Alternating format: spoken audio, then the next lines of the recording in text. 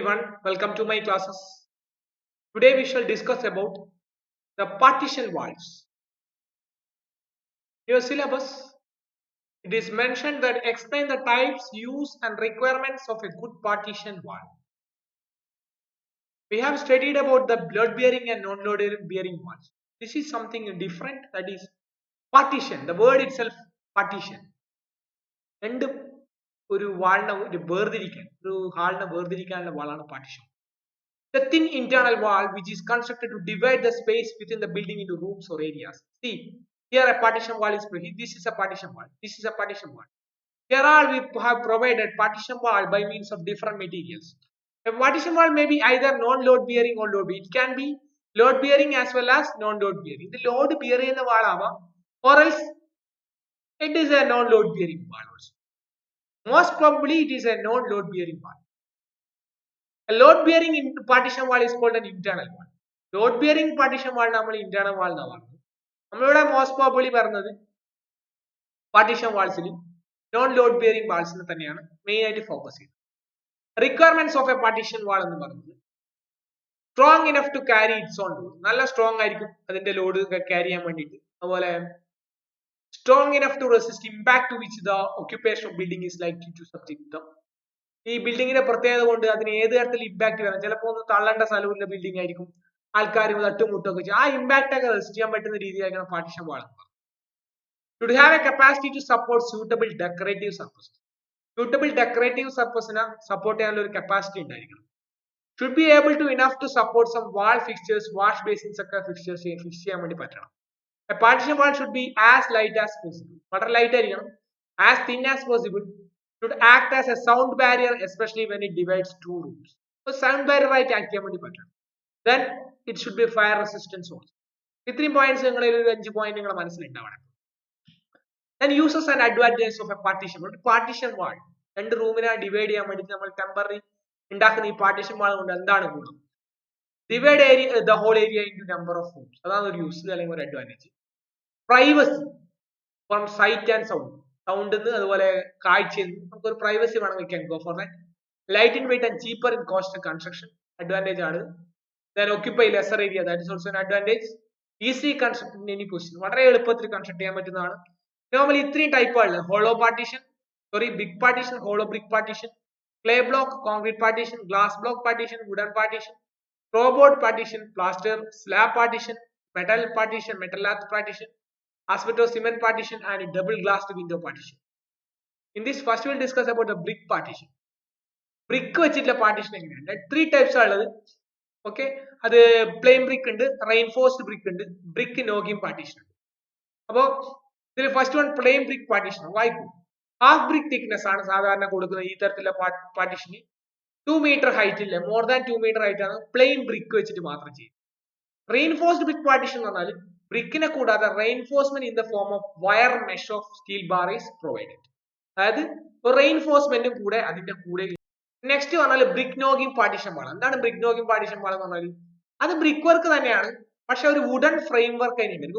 ഒരു wooden frame വർക്കിന്റെ ഉള്ളിൽ ചെയ്യുന്ന ബ്രിക്ക് വർക്ക് ആണ് ബ്രിക്ക് നോഗിംഗ് പാർട്ടീഷൻ വാൾ. ഇങ്ങനെ 3 തരത്തിലുള്ള ബ്രിക്ക് പാർട്ടീഷൻസ് ആണ്. ഇനി hollow block and clay block partitions ആണ്.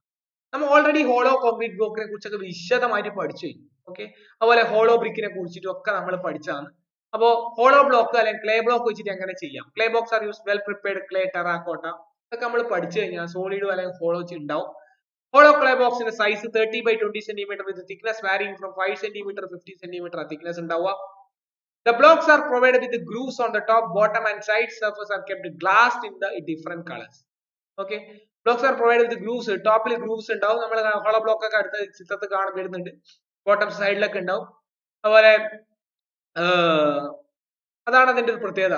ശ്രദ്ധിക്കുക, ഇതാണ് ഒരു ഹോളോ ബ്ലോക്ക് എന്ന് പറയുന്നത്. ഒരു ഹോളോ ബ്രിക്കിന്റെ മേസൺട്രി ആണ്. ഇവിടെ പ്രൊവൈഡ് ചെയ്ത ഹോളോ ബ്ലോക്ക് ആണ്. ഇവിടെ നിങ്ങൾ ഹോൾ ഉണ്ട് എന്ന് മനസ്സിൽ വേണം.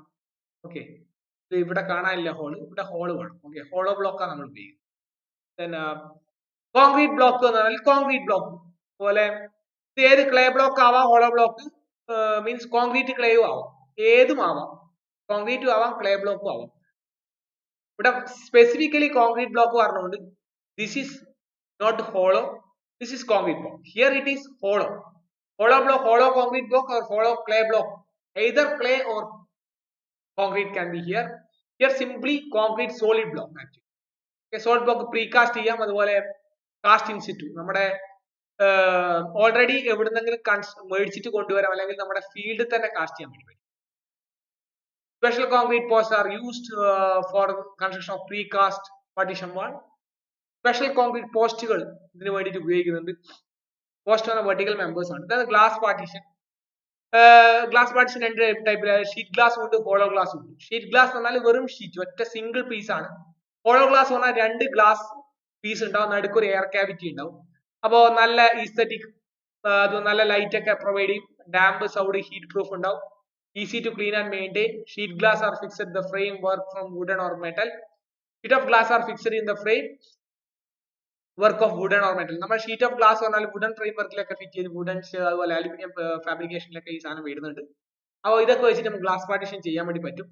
Then next comes the wooden partition. Wooden partition light weight ആണ്, easy to construct, neither sound proof nor fire proof. അപ്പോൾ not suitable for damp condition. Wooden partition ഒരിക്കലും suitable അല്ല.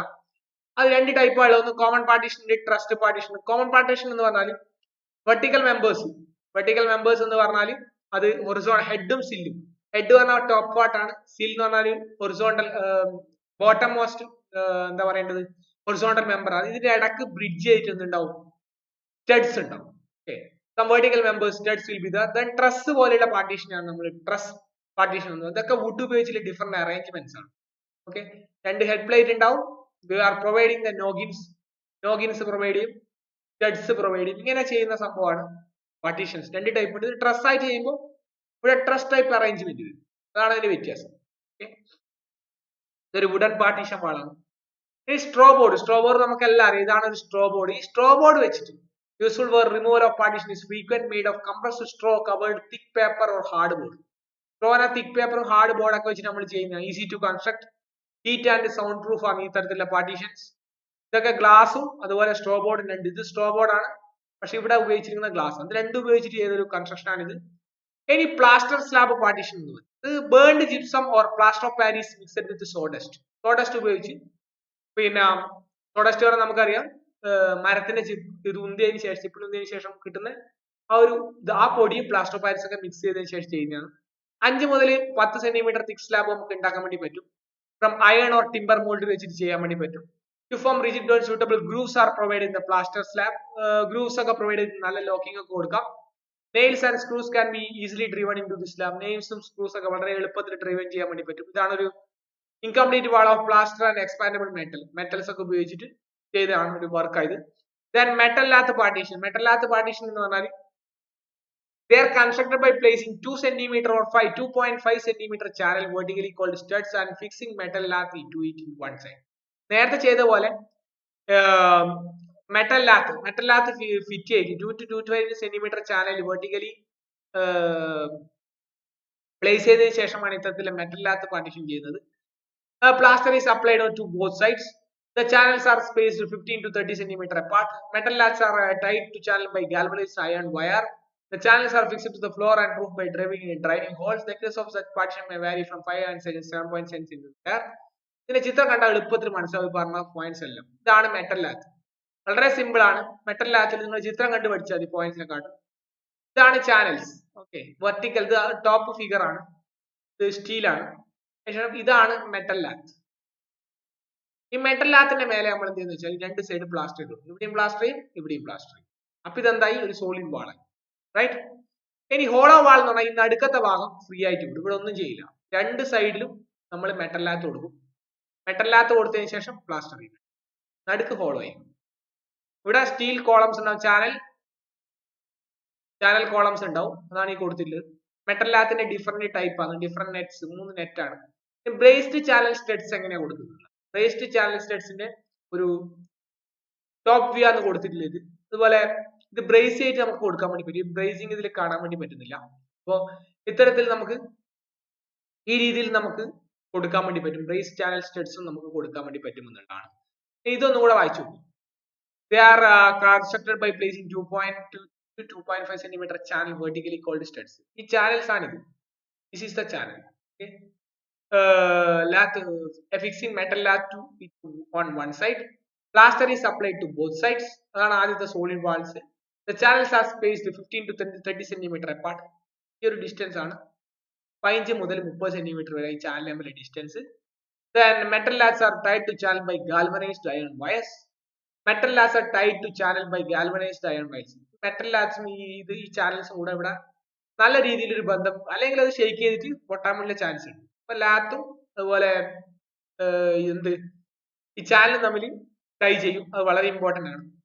Then the channels are fixed to the floor and roof by driving holes.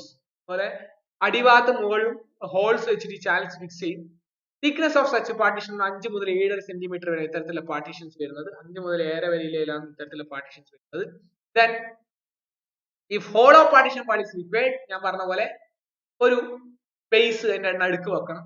For thicker hollow wall built-up channel consisting of channels braced by flat iron strips is used. Metal partitions are thin, strong, durable and considerably fire resistant. Thick hollow walls ആണെങ്കിൽ go for this built-up section. ഇതൊരു built-up section ആണ്. Thick hollow walls വേണമെങ്കിൽ നമുക്ക് അത്തരത്തിലുള്ള built-up section ഉപയോഗിക്കാൻ വേണ്ടി പറ്റും.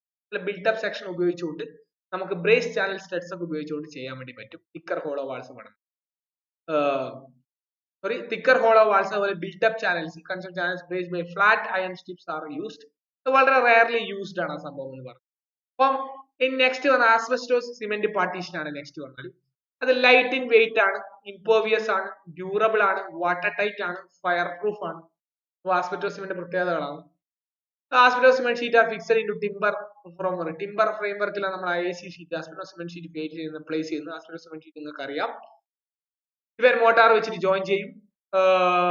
Temporary ക്യാരക്ടറിലാണ് നമ്മൾ ഇത് അഡോപ്റ്റ് ചെയ്യുന്നത്. ഈ ഡബിൾ ഗ്ലാസ്ഡ് ഷീറ്റ് ഒക്കെ അവൈലബിൾ ആണ്. ഇത് ഡബിൾ ഗ്ലാസ്ഡ് ഷീറ്റ് ആണ്. എയർ സ്പേസ് ഒരു 50 mm അല്ലെങ്കിൽ മോർ ഉപയോഗിച്ചിട്ടുള്ള ഒരു ഷീറ്റ് ആണ്. ഇത് പ്രത്യേക ടൈപ്പ് ഷീറ്റ് ആണ്, ഡബിൾ ഗ്ലാസ്ഡ് ഷീറ്റ്. സ്റ്റിഫ് ആയ ഒരു ക്വാവിറ്റി ഉണ്ടാവും. ഇത് vibration, transmit vibration at low ഫ്രീക്വൻസീസിൽ ഇത് ഒരു വൈബ്രേഷൻ ഉണ്ടാവും. ഇതൊരു സെയിം കാറ്റഗറി, നമ്മൾ ഗ്ലാസ് ഷീറ്റ് പറയുമ്പോൾ ഇവിടെ ഓൾറെഡി പറഞ്ഞിട്ടുണ്ട്. അതിന്റെ ഒരു കാറ്റഗറി തന്നെയാണ് ആക്ച്വലി ഇത്. ഗ്ലാസ് പാർട്ടീഷനിൽ ഹോളോ ഗ്ലാസ് പറഞ്ഞിട്ടുണ്ട്. ആ ഹോളോ ഗ്ലാസ് പോലത്തെ ഒരു ടൈപ്പ് കാറ്റഗറി തന്നെയാണ് ഈ ഡബിൾ ഗ്ലാസ് വരുന്നത്. സെപ്പറേറ്റ് ക്ലാസിഫിക്കേഷൻ കൊടുത്തു എന്നേ ഉള്ളൂ. ലൈക്ക് അപ്പോ നെക്സ്റ്റ് മൂവബിൾ പാർട്ടീഷൻ ആണ്. മൂവബിൾ പാർട്ടീഷൻ എന്ന് പറഞ്ഞാൽ 3 ടൈപ്പാണ്. ഒന്ന് സ്ലൈഡിംഗ് ഉണ്ട്, സ്ലൈഡിംഗ് ആൻഡ് ഫോൾഡിംഗ് ഉണ്ട്, സ്ക്രീൻസ് ഉണ്ട്. ഇത് മൂവബിൾ പാർട്ടീഷൻ. ചിത്രം കണ്ടാൽ മനസ്സിലാവും. ഇത് സ്ലൈഡിംഗ് പാർട്ടീഷൻ ആണ്. ഇനി ഫോൾഡിംഗ്, സ്ലൈഡും ചെയ്യും ഫോൾഡിംഗ് ചെയ്യാൻ പറ്റും. ഇത് മടക്കിയും വെക്കാം, എന്നാൽ സ്ലൈഡ് ചെയ്തിട്ടും വെക്കാം. അങ്ങനെയുള്ള സ്ലൈഡിംഗ് ആൻഡ് ഫോൾഡിംഗ്. ഈ സ്ക്രീൻസ് ആണ്, പണ്ട് സ്കൂളുകളിലൊക്കെ ഉപയോഗിക്കുന്നതാണ്. ഇത് 2 ഭാഗത്ത് ടെമ്പററി ക്യാരക്ടർ ആണ്. ഇതാണ് മൂവബിൾ പാർട്ടീഷൻ. ഇത്രയും കാര്യമാണ് പാർട്ടീഷൻ വാളിൽ പറയാനുള്ളത്. ചിത്രങ്ങളും കാര്യങ്ങളൊക്കെ ഏകദേശം ഒന്ന് മനസ്സിൽ വെക്കുക. ഒരുപാട് പഠിക്കാനുണ്ട് നമുക്ക് ബിൽഡിംഗ് മെറ്റീരിയൽസിൽ. അപ്പോൾ അടുത്ത ക്ലാസ് കാണാം. ബൈ.